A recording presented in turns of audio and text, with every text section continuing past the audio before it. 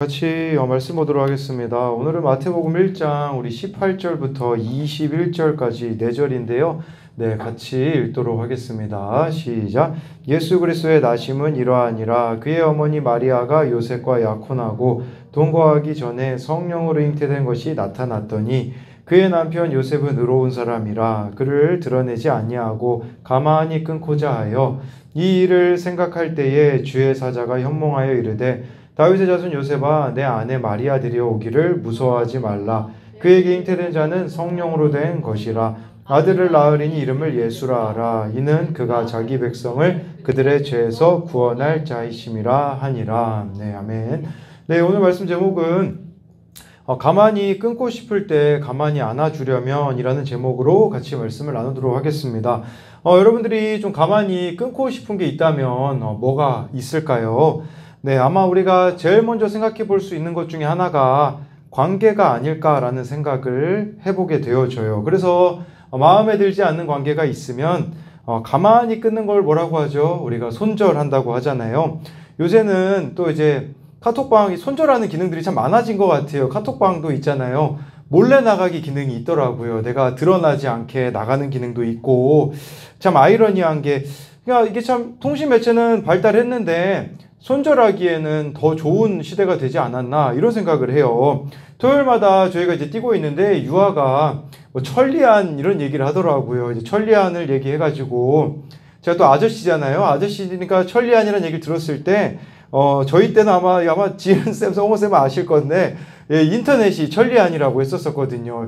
여러분 지금은 인터넷 우리 너무 편하게 쓰잖아요. 옛날에는요 인터넷 쓰면 전화가 안 됐어요. 인터넷 딱 연결하는 순간 전화가 연결되었기 때문에 역시 표정들 보니까 무슨 얘기하는 거야 이런 표정을 짓고 있는데 뭘 이야기하고자 하는 거냐면 지금은 인터넷도 너무 발달했고 어딜 가든지 여러분 다 와이파이가 있잖아요. 뭐 버스에도 와이파이가 있더라고요. 그런데 정말 이렇게 SNS를 통해서 언제든지 서로에 대해서 알 수 있는데 통신수단은 발달했으나 진짜 친구를 얻기에는 힘든 시대를 우리가 살아가고 있지 않는가 이런 생각을 해보게 되더라고요. 오늘 그 어른용 큐티인에 보면 자식을 손절하고 싶은 아버지의 고백이 나와 있어요. 그러니까 이 부부가 맞벌이 하느라 큰아들이 1살일 때 떼어놓고 키웠다고 해요. 아들이 분리불안이 생겼고요. 중학교 때 이제 게임 중독이 생긴 거예요. 그래서 막 밤도 안 자고 게임을 해서 그 모습 볼 때마다 화가 나가지고 야, 너 컴퓨터 안 꺼? 막 소리 지르고 물건을 이 아버지가 던졌다고 해요. 그러면 아들이 어떻게 하냐?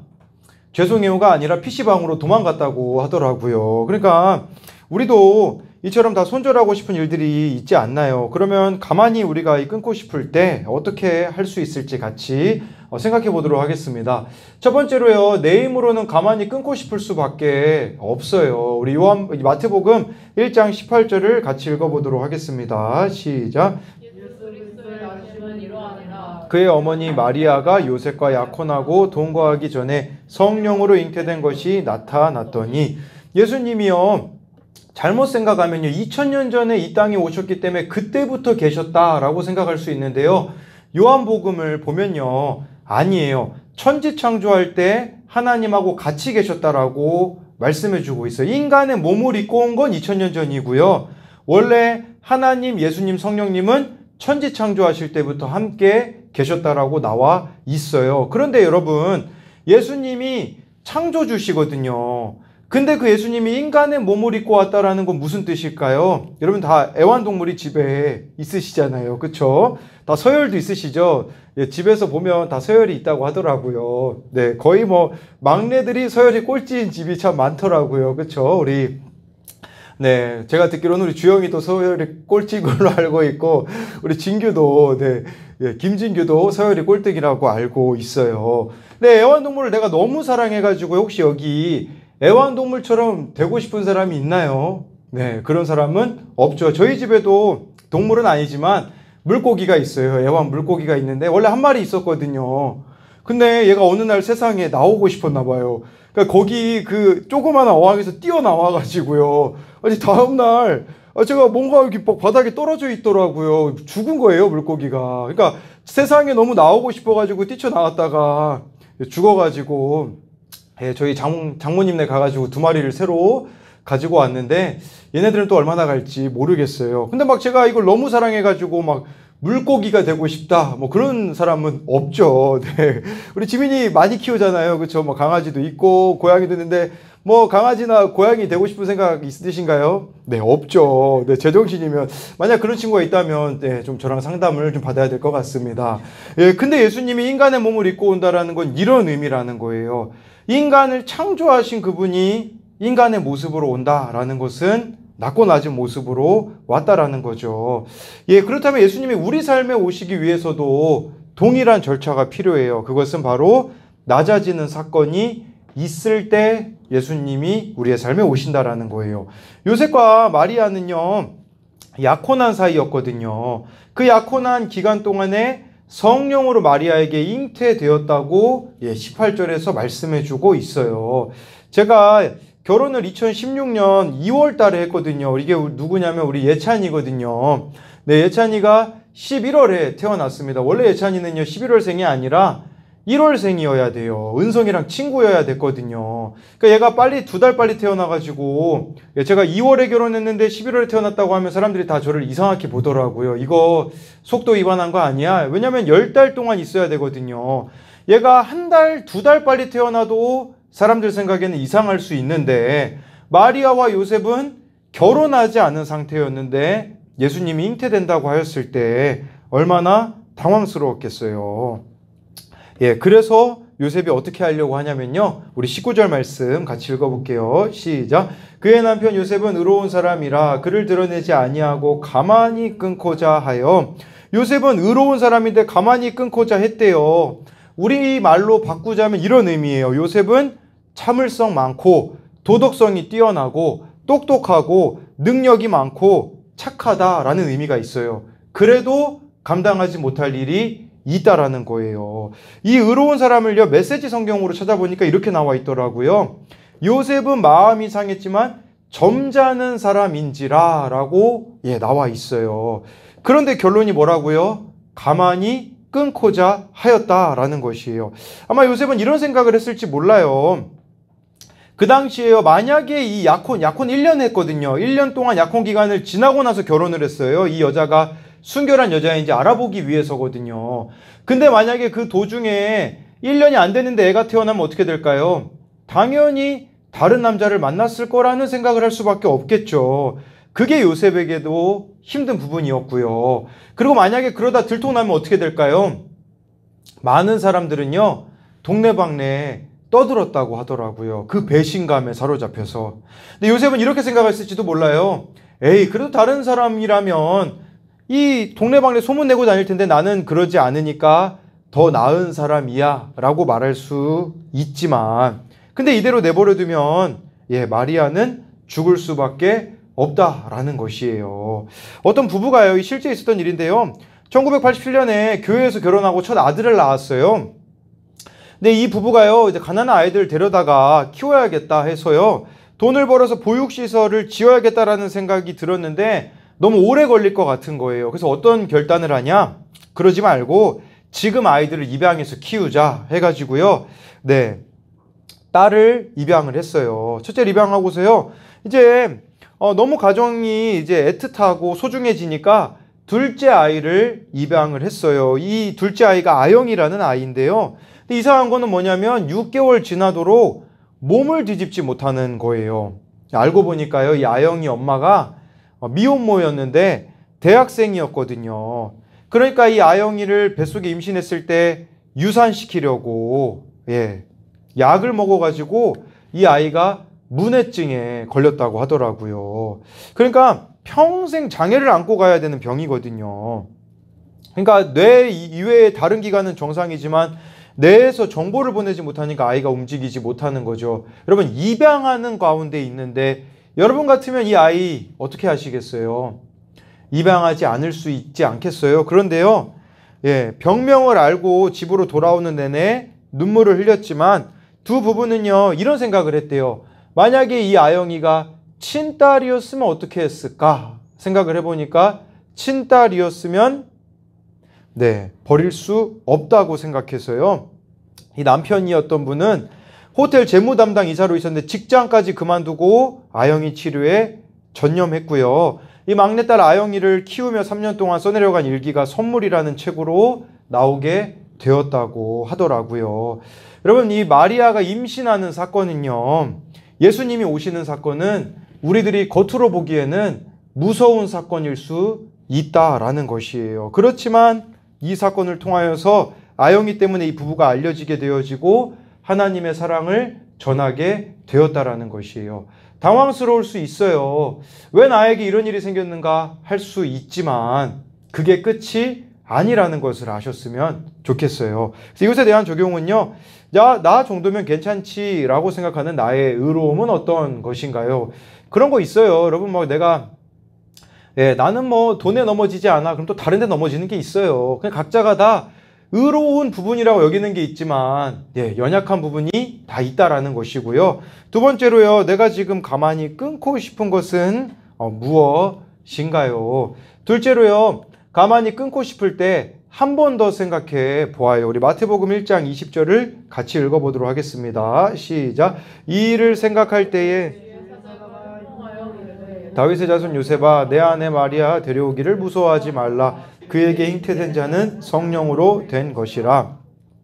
이 일을 생각할 때에 요셉이 한 번 더 생각해 봤다라는 뜻이잖아요. 우리도 어떤 일이 있을 때요, 한 번 더 생각해 보셔야 돼요. 근데 이 한 번 더 생각한다라는 거, 결정하기 전에 한 번 더 생각한다라는 거 어떤 의미일까요? 내 생각으로는요, 사실 그렇게 달라질 게 없더라고요. 여기서 한 번 더 생각하는 것은 좀 두 가지 의미가 있는 것 같아요. 하나는 뭐냐면요, 바로 교회 선생님들에게 물어보는 거예요. 그래서 선생님들에게 물어봐서요, 여러분들이 선생님 궁금한 거 있잖아요. 근데 제일 어리석은 친구가 누구냐? 연애 상담을 또래한테 받으면 진짜 어리석다고 예전에도 말씀드렸잖아요. 여러분, 어떤 어려운 일이 있을 때는요, 선생님들에게 꼭 물어봐 주시면 좋아요. 근데 이렇게 물어봤으면 좋겠어요. 대답도 선생님이 어떻게 해줄지 모르거든요. 고를 수 있어요. 순한 맛 대답을 원하냐, 중간 맛을 원하냐, 매운맛을 원하느냐. 이거 꼭 얘기하셔야 돼요. 괜히 물어봤다가 매운맛 당하면 여러분, 물어보고 싶지 않거든요. 그러니까 교회 선생님들에게도 물어보는 방법이 있는데, 아까 그 게임 중독이었던 아들을 둔 아버지가요, 교회 소그룹 모임에 물어봤다고 해요. 근데 소그룹 모임에서 우리로 말하면 어른들 그 구역 예배 드리잖아요. 뭐라고 대답한지 아세요? 아마 이런 대답 들으면 참 좋을 거란 생각을 해요. 그 뭐냐면, 아들, 그 컴퓨터를요, PC방에서 사용하는 최신형으로 바꿔주래요. 그렇게 아버지한테 이야기를 했대요. 저게 실제로 어느 분의 집이라고 하더라고요. 집을 저렇게 PC방처럼 꾸몄다고 하더라고요. 그리고요, 그 아버지에게 이렇게 이야기해 줬대요. 매일 아침 등교할 때마다 아들을 안아주세요. 근데 이 아버지가 너무 싫었대요. 안 그래도 지금 저 게임 중독인 아들 꼴 보기 싫은데 안아주라고 하니까 죽을 것 같이 힘들었지만 이게 아들을 살리는 길이란 용기가 생겨서 안아줬다고 해요. 그래서 이렇게 얘기했대요. 사랑한다 우리 아들. 아빠는 널 항상 믿고 자랑스럽게 생각해. 이렇게 얘기를 했대요. 어떻게 됐을까요? 이 아들이요. 지금은 청년부 속으로 브리더가 돼서 이렇게 사람들에게 이야기하고 다닌대요. 성질이 괴팍한 아빠가 변해서 교회 다닌다고 이야기하고 다닌다고 하더라고요. 이게 묻는 거예요. 선생님들에게 묻는 거, 교회 공동체에 물을 때 다른 생각을 할 수 있어요. 한 번 더 여러분 우리가 생각하는 거는 뭐냐면요, 말씀에 묻는 거예요. 우리 주영이 사진을 제가 가지고 왔어요. 이렇게 다 열심히 달리듯이 큐티도 열심히 했으면 좋겠은 마음에 가지고 왔는데, 뒤에 큐티책이 4권이 남았더라고요. 그래서 이 큐티책 누가 이렇게 안 가져갔는가 보니까 제가 맡은 3명이 3권을 안 가져갔고요. 한 권은 누굴까 싶은데, 제가 보기에는 제 눈빛을 안 마주치는 왠지 곽희재일 것 같은 느낌이 듭니다. 큐티책이 딱 4권이 남았는데요. 여러분, 한 번 더 생각하는 것은요, 말씀에 묻는 거예요. 말씀에 물어보는 거예요. 큐티 하는 거예요. 그러면 여러분들의 생각과 시선과 마음이 바뀌게 되는 거거든요. 지금 우울증으로 그래도 옛날에 비해서 이렇게 빠져나오고 있는 친구가 있어요. 그 청년이 있는데, 예전에 자살 시도도 했던 청년인데 지금은 너무 상태가 좋아져서 저한테 지난주 만났는데 그런 얘기 하더라고요.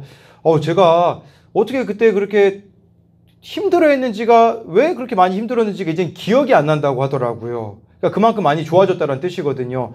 그래서 제가 물어봤어요. 우리 청소년도 그렇고 청년도 그렇고 우울증 있는 친구들이 많으니까 어떻게 그렇게 우울증으로부터 벗어날 수 있었냐라고 물어보니까요. 그 애가 이렇게 얘기하더라고요. 도움이 되는 게요, 일기 쓰는 거라고 하더라고요. 왜 일기 쓰는 게 우울증을 앓는 친구들에게 도움이 되냐면, 때로는 내가 왜 우울한지도 모를 때가 있다고 하더라고요. 그런데 일기를 써놓으면요, 내가 전날 무슨 일이 있었지 돌아보면, 아, 이것 때문에 내가 지금 우울하구나라는 걸 알 수 있다고 하더라고요.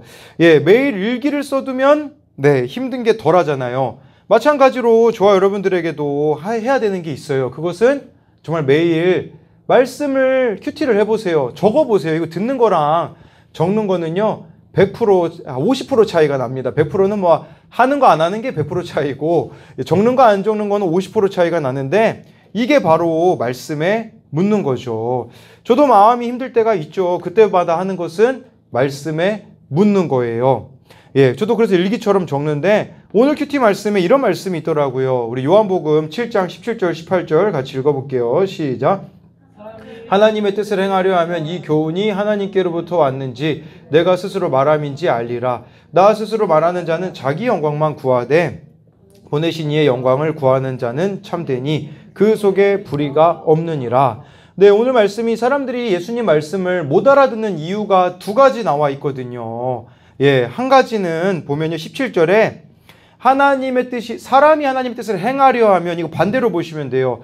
우리가 왜 말씀을 못 알아듣냐면 하나님 말씀에 순종해 본 적이 없기 때문이에요. 이 말씀을 실제로 행해 본 적이 없기 때문에 말씀을 못 알아듣는다. 18절에요, 또 못 알아듣는 이유는요, 네, 자기 영광만 구하려고 하기 때문에 말씀을 알아들을 수 없다라는 거예요. 이 삶을 계속 살아가면 어떻게 될까요? 24절이 되어진대요. 외모로 판단하지 말고 공의롭게 판단하라 하시니라 라는 말은, 저와 여러분들이 정말 말씀을 실천하지 않고 자기 영광만 구하면요, 보이는 모습만 가지고 판단하게 된다라는 거예요. 더 직접적으로 이야기하면요, 이렇게 될 거예요. 나는 무조건 옳고 너는 무조건 틀리다라는 식으로 다른 사람을 바라보게 된다라는 것이에요. 예, 그렇기 때문에 저에게도 좀 그런 생각이 들었거든요. 뭐 여러 일들이 있기 때문에 여러 불편해하는 일들, 여러 불편하게 여겨지는 사람들이 있었거든요. 근데 불편한 마음을 왜 품는가를 제가 돌아보았거든요. 왜 나는 외모로 판단하고 있지? 그러니까요, 오늘 아침에 알게 되더라고요. 하나는 하나님의 뜻이 무엇인지 아는데 실천을 안 하고 있어서 그러더라고요. 어제 어느 청소년 아이랑 통화를 했는데 제가 알겠더라고요. 뭐냐면 자동응답기 같은 느낌이 들더라고요. 통화를 하는데요, 영혼이 안 담겨 있는, 우리 그런 거 있잖아요. 내가 진짜 사랑하지 않는 채로 그냥 말하는 게 느껴지더라고요. 왜 그럴까 생각이 들었거든요. 그 이유는 뭐냐면 저는 이 아이가 더 힘들어져야지만 하나님께 돌아올 거라고 생각을 했거든요. 근데 그게 아니더라고요. 더 힘들어져야지만 돌아올 게 아니라 지금 내가 이 아이하고 할 수 있는 게 있는데, 그건 뭐냐면요, 큐티책을 배달하고요, 전화로 그 아이랑 매일 이야기를 나누면 되거든요. 이건 안 하려고 하고 있는 그 모습, 아까 말씀 실천하지 않는 모습이 저에게 있더라고요. 또 한 가지는 자기 영광을 구하고 있는 게 있더라고요.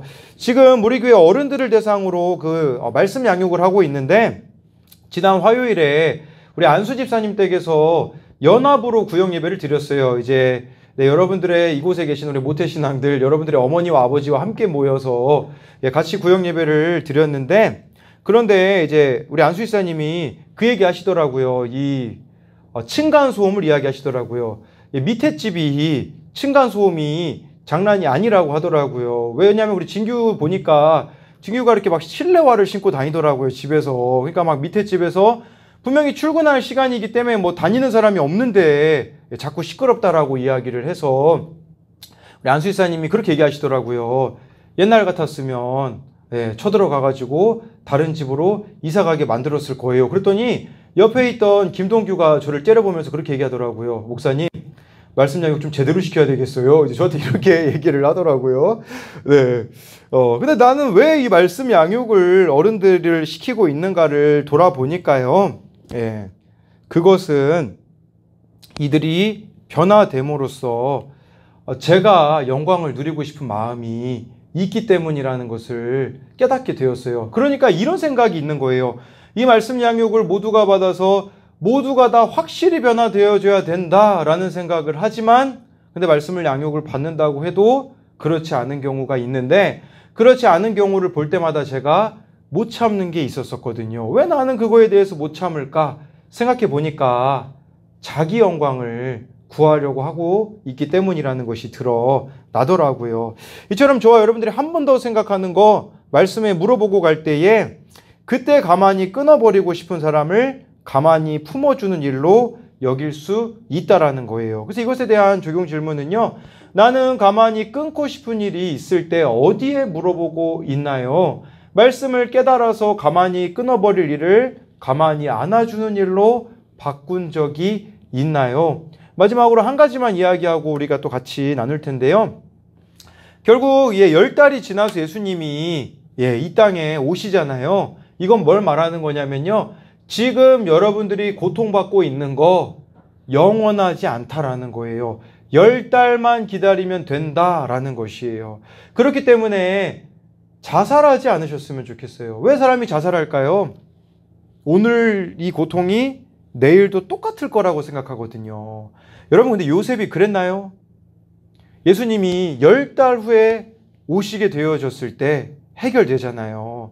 지금 여러분들이 갖고 있는 문제가 영원하지 않다라는 거, 하나님의 때가 된다면 반드시 응답될 날이 올 거라는 것을 믿었으면 좋겠고요. 그리고 이 기간 동안 여러분 하나님이 막 요셉, 마리아를 내버려 두셨나요? 아니에요. 함께 하셨거든요. 그러니 예수님 이름을 임마누엘이라고 하시잖아요. 임마누엘이 무슨 뜻인 줄 아세요? 하나님이 우리와 함께 계시다. 여러분 고통 중에 하나님이 어디에 계실까요? 저와 여러분들과 함께 하세요. 저와 여러분들이요 고통 중에도 하나님께 붙어만 있잖아요. 소소한 은혜를 주세요. 이거 아셨으면 좋겠어요. 어제 있었던 일이거든요. 제가 좀 힘든 일이 있었어요. 어제. 근데 아침에 일어나자마자 강혜찬이 당당하게 막 저한테 와서 이렇게 얘기하더라고요. 아빠, 나 스스로 큐티했어. 강한교라고 큐티했어. 그러더라고요. 그래서 큐티를 둘이서 한 거예요. 이 새 큐 가지고서요. 둘이 앉아가지고 하는데 우리 한결이가 아직 한글을 못 쓰잖아요. 적용할 거 3개를 강혜찬이 써줬어요. 뭐라고 써줬냐? 이름 쓰기거든요. 1번이. 강한결 이름 10번 이름 쓰기인데 쓰기를 몰라가지고 이름 쓰기라고 썼어요. 이름 쓰기 썼고, 2번째는 정리하기, 3번째는 강한결 보고 양보하라고 하려고 양보하기를 썼는데 양복하기라고 이렇게 강혜찬이 써줬거든요. 근데 이 모습 보는데 너무 제 마음 가운데 위로가 되더라고요. 그러니까 제가 지칠 때마다 이런 게 있더라고요. 여러분들 이런 걸 좀 사모해 봤으면 좋겠어요. 내가 아무리 힘들어도 하나님께 머물러 있잖아요. 성경에 보면요, 엘리야라는 선지자가 있었거든요. 너무 막 현타가 와가지고 하나님 앞에 그렇게 기도해요. 하나님, 저 죽고 싶어요. 저 생명 좀 가져가 주세요. 그때 하나님 어떻게 하시는 줄 아세요? 까마귀를 보내서 먹을 걸 주시고서는 회복시키시는 은혜가 있거든요. 여러분, 그런데요, 이것은 여러분들이 힘들다고 그냥 하나님을 외면하면 생기는 은혜가 아니에요. 힘들어도 하나님 앞에 저와 여러분들이 머물러 있을 때 이렇게 회복시켜 주시는 은혜가 있다라는 것을 믿고, 지금 내가 가만히 끊어버리고 싶은 그 문제들 있잖아요. 잘 하나님 앞에 인내하며 나아갈 때에 그걸 통해 일하시는 하나님을 기대했으면 좋겠습니다.